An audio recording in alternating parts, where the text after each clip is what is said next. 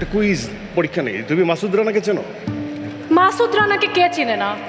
কাজী আনোয়ার হোসেনের অনবদ্য সৃষ্টি, যে সবাইকে টানে কিন্তু বাঁধনে জড়ায় না। না, সেটা ঠিক আছে, ঠিক আছে, কিন্তু আমি যে মাসুদ রানার কথা বলছি, তুমি কি তাকে চেনো? একটা ক্লু দাও না। আবার ক্লু? সহজ করে বলে দেই, তিনি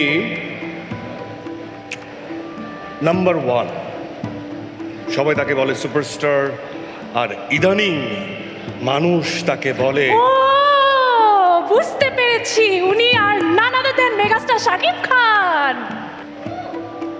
মানে তুমি মেগাস্টার জানো, শাকিব খান জানো, কিন্তু দেখছো তুমি ভিতরের জিনিসটা কিন্তু জানো না, ও যে ওনার নাম যে মাসুদ রানা। তুমি খুব জানো। হ্যাঁ। তুমি বলো তো, এই সপ্তাহে শাকিব খানের ক্যারিয়ারের অনেক বিশেষ একটা দিন, সেটা কি? দেখো, এগুলো খুব সহজ। 28শে মে 1999 ওনার অভিষেক হয়েছিল আমাদের এই ফিল্ম ইন্ডাস্ট্রিতে অনন্ত ভালোবাসা নামক সিনেমা দিয়ে। এখন আমি তোমাকে একটু ট্রিকি ওয়েতে বলি, ধরো যে তুমি কি গানের মেতো, তাই না? তো সিনেমা টিনেমা নাটক সব কিছুর ঊর্ধ্বে এখন গায়িকা হয়ে গেছে। ধরো যে give me a drop of love, I will give you ocean of heart, এটা কি? এক বিন্দু ভালোবাসা দাও, আমি এক সিন্ধু হৃদয় দেব।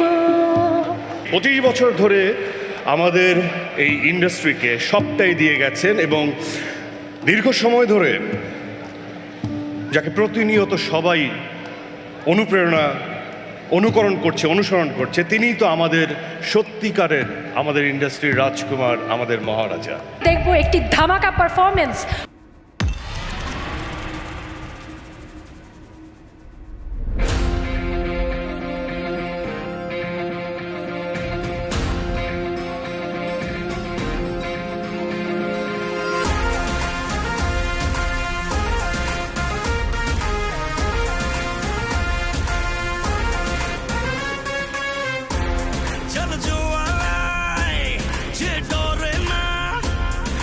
সর্বশাসনে ভয় রক্ত শ্মশানে জোর ক্ষমতায় যে হারে না, রয় সর্ব আমলে, রয় হিংস্র লহরে।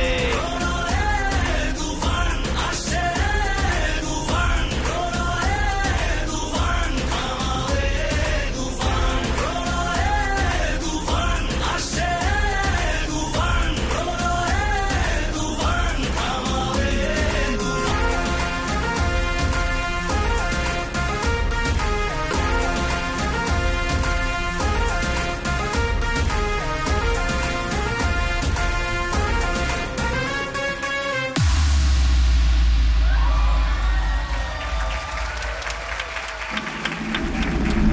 শাকিব খানের রজত জয়ন্তীর এই মোমেন্টটাকে, মুহূর্তটাকে উদযাপনের সুযোগ হাতছাড়া করতে চাই নাই।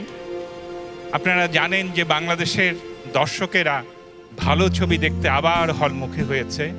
আমাদের ছবি ভালো হচ্ছে। যে জাতির, যে দেশের সিনেমা ভালো হয়, সেই দেশ, সেই সমাজ উন্নত হয়। শাকিব খানের জন্য আবার জোরে হাততালি। আমরা তাকে একটা স্মারক তুলে দিতে চাই। আমাদের এখানে উপস্থিত আছেন বাংলাদেশের একজন নন্দিত চলচ্চিত্র পরিচালক মতিন রহমান।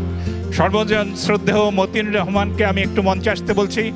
আর আমাদের প্রধান পৃষ্ঠপোষক এবং আমাদের সংস্কৃতি জগতেরও প্রধান পৃষ্ঠপোষক অঞ্জন চৌধুরী, স্কয়ার টয়লেটস লিমিটেডের ব্যবস্থা পরিচালক অঞ্জন চৌধুরীকে বলছি আমরা শাকিব খানকে একটা ছোট্ট স্মারক উপহার দেব তার 25 বছর উপলক্ষে।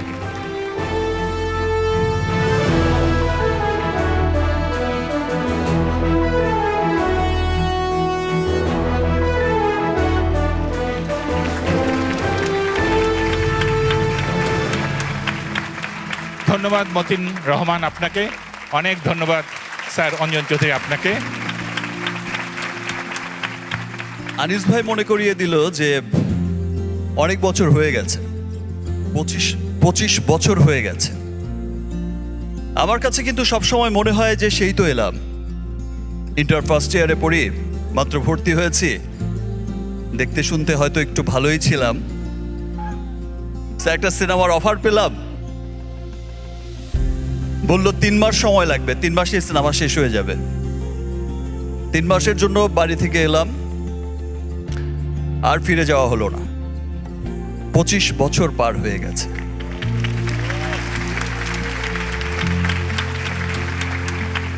এক সময় যখন খুব হতাশ হয়ে যেতাম, ভাবতাম যে সত্যি হয়তো বা আমাকে দিয়ে আর কিছুই হবে না।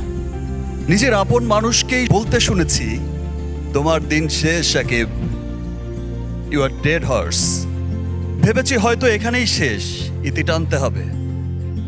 আবার ভেবেছি যাওয়ার আগে একটা ট্রাই করে যাই, না হলে চলে যাব, ছেড়ে দেব চলচ্চিত্র।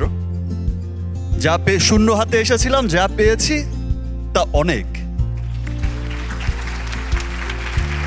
কিন্তু সত্যি বলতে, আমি যখন প্রিয়তমা দিয়ে আমার সেকেন্ড ইনিংস যেটা বলে সবাই শুরু হয়েছে, আমি যখন প্রিয়তমা রিলিজ হয়েছে তখন দেখেছি যে এত মানুষের ভালোবাসা। এই প্রথম আমার কোনো চলচ্চিত্র দেশের গণ্ডি পেরিয়ে বিদেশের মাটিতে এত সাকসেসফুল হচ্ছে। দেশের প্রত্যেকটা মানুষ সিনেমা দেখতে আসছে, উচ্ছ্বসিত ভালোবাসার সাগরে ভাসাচ্ছে। এবং আমার কাছে আরেকটা সার্থকতা লেগেছে, আমার পাশে যিনি দাঁড়িয়ে আছেন আপনারা সকলেই জানেন, জনাব অঞ্জন চৌধুরী।